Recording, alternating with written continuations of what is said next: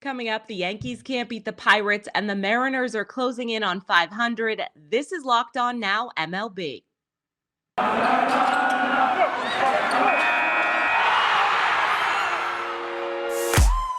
The biggest games, the best performances, expert analysis. You are Locked On Now. Welcome in. You're listening to Locked On Now MLB, local experts weighing in on the biggest stories in baseball. I'm your host, Kainani Stevens. Thank you for making Locked On Now your first listen every single weekday. We've got our MLB hosts here. They're ready to recap all of the action from baseball yesterday. 11 runs for the Phillies and none on the other side for the Nationals puts Philadelphia above the rest as last night's best performance. The best performance. Hold up. Just a huge win for your Philadelphia Phillies. An offensive explosion at home. I mean, Kyle Schwarber might be the greatest baseball player I've ever seen in my life. This dude is, all he does is hit moonshots or get intentionally walked. He's incredible. JT Realmuto was seeing the ball really well tonight at the plate. He might be ready for a breakout. Nick Castellanos, a couple big at-bats. He might be getting hot. All of this without Bryce Harper, without Gene Segura, Christopher Sanchez with a spot start, with Ranger Suarez and Zach Eflin both on the injured list, and he looked great. I mean, it is the Nationals, and we know what they are talent-wise. No Juan Soto, no Nelson Cruz, so you're basically playing nobody. But still, there are Major League ball players on the other side, and you went out and you absolutely worked them. It's a great win against a bad opponent, and that's what you need to do to be a really good team in baseball. The Phillies did it tonight. No complaints. 2 games away from a sweep against Washington and a little bit closer to that final NL wildcard spot. The Dodgers have officially flipped the script on the Colorado Rockies this season. After falling behind early in the season series, LA has now won 3 in a row against the division rival, and they now hold the lead in the season series. Our Locked On Dodgers and Locked On Rockies hosts explain how LA has turned it around. Well, our long nightmare is over. The Dodgers are no longer under 500 against the Rockies this year.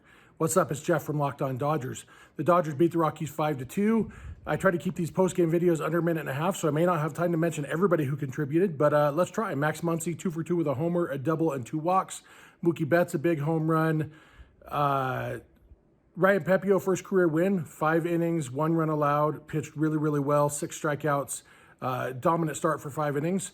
Much more efficient. The bullpen was great. Evan Phillips looked really, really good. Phil Bickford gave up a solo home run to Chris Bryant. Other than that, he looked good. Bruce Graterol closed it down in the 9th inning for the save.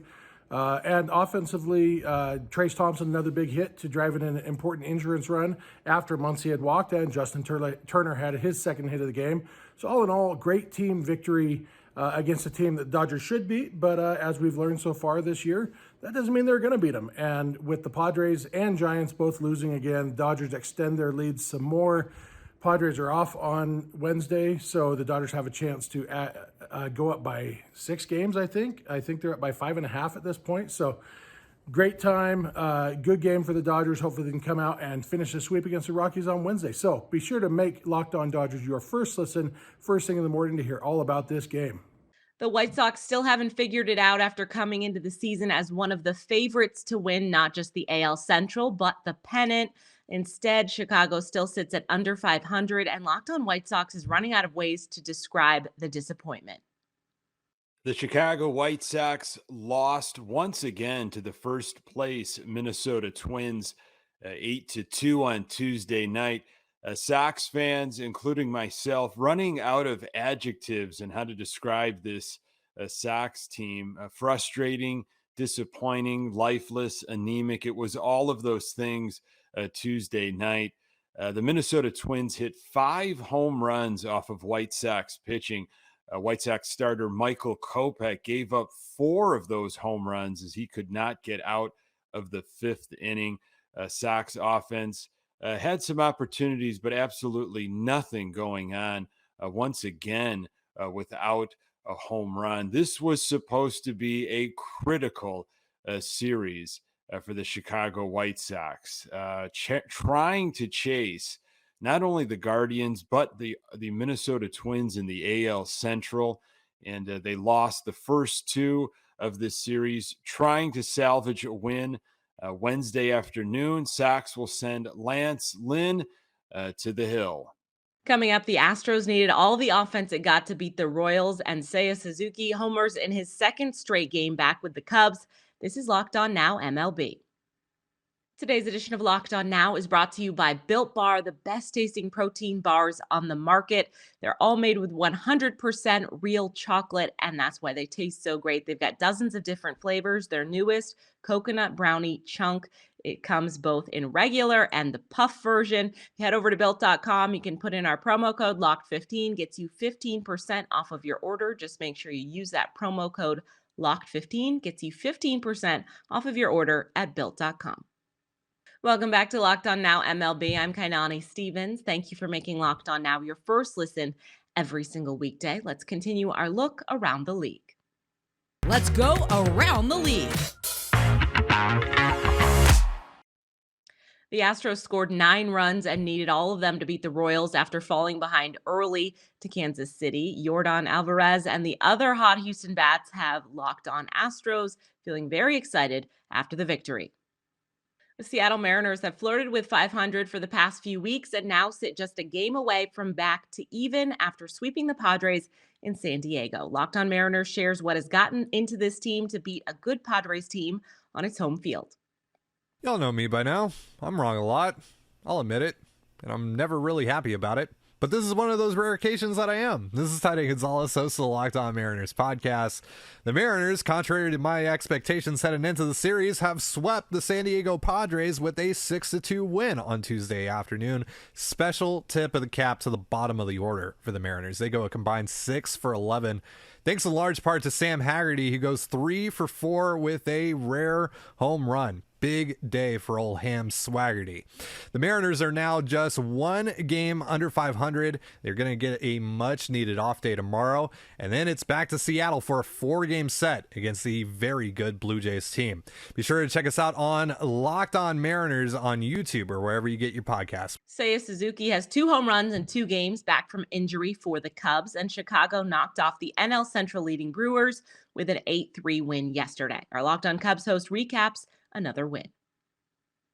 Really nice win for the Cubs today, 8-3 against the Milwaukee Brewers, the first place Milwaukee Brewers.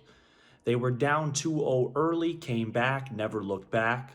Seiya Suzuki was the story, as in his second game back from a long IL stint, he hit his second homer. His homer put the Cubs in the lead. The win did come at a little bit of a cost, though, as Kyle Hendricks left the game with right shoulder soreness, so we'll have to see what happens with that.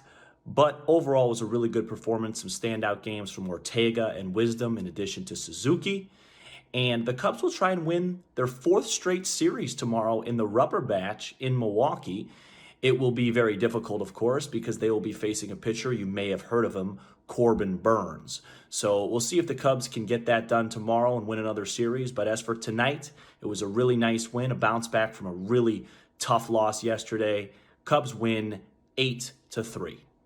The Texas Rangers lost in extra innings to the Orioles for the 2nd straight day, which has Locked On Rangers feeling a bit down in the dumps after losing to one of the league's worst. I'm so sick of this team that is making me absolutely nauseous. Another disgusting extra innings loss for the Rangers. I'm Bryce Paddock, host of the Locked On Stupid Baseball Team That Can't Win Baseball Games podcast. Rangers lose 10-9 in 10 innings again to the Orioles. A game-tying home run at the bottom of the 9th inning by who else but Rougned freaking Odor, still terrorizing this team even though he's not on it. Went 0 for 4 until that glorious, stupid moment. I am so sick of watching this baseball team. A 2-run lead giving home run by Corey Seager. His 16th of the season wasn't enough. Nathaniel Lowe's 12th home run of the year was not enough. Mitch Garver's 10th home run of the year was not enough. A mostly trash performance from Spencer Howard, where he didn't give up any home runs, at least for the first time this year, wasn't good enough. And Dennis Santana got lit up. The Rangers, every single good Ranger reliever got lit up. I am just disgusted, frustrated, so beyond done with this stupid baseball team, and it's only July. At least they're not losing 100 games this year, but they're probably losing 95. And I am sick of it. The Yankees don't have many losses to get upset about this season, but dropping one to the Pirates is still enough reason for our Locked On Yankees host to get a little bit annoyed, as the best team in baseball can't beat one of the worst. This is Stacey Gotsoulias of Locked On Yankees, and the Yankees lost to the Pirates 5-2. It's the Pirates. What on earth? I know I shouldn't be this angry because it's only the Yankees' 23rd loss and it's July 5th, but it's the Pirates. The Pirates. They've only won 33 games. What are you doing? Isaiah Kiner-Falefa was 3 for 4. In fact, the Yankees actually out-hit the Pirates. They just couldn't score more runs than the Pirates, which is what's more important in a baseball game. Jameson Taillon gave up 2 home runs and 5 runs in 5 1/3 innings of work. And so it wasn't a great homecoming for him. And the Yankees were 2 for 9 with runners in scoring position. They left 9 on base. So yeah, maybe that off day wasn't a good thing. Anyway, I'll have a recap of this on the next Locked On Yankees, which should be a fun show for everyone who listens. And I'll have a preview of the next matchup against the Pirates for Wednesday night. Tune in. That's all for today on Locked On Now MLB. Thank you for making Locked On Now your first listen every single weekday. Make sure you go and check out Locked On MLB and, of course, your team's Locked On podcast. I'm Kainani Stevens. This has been Locked On Now.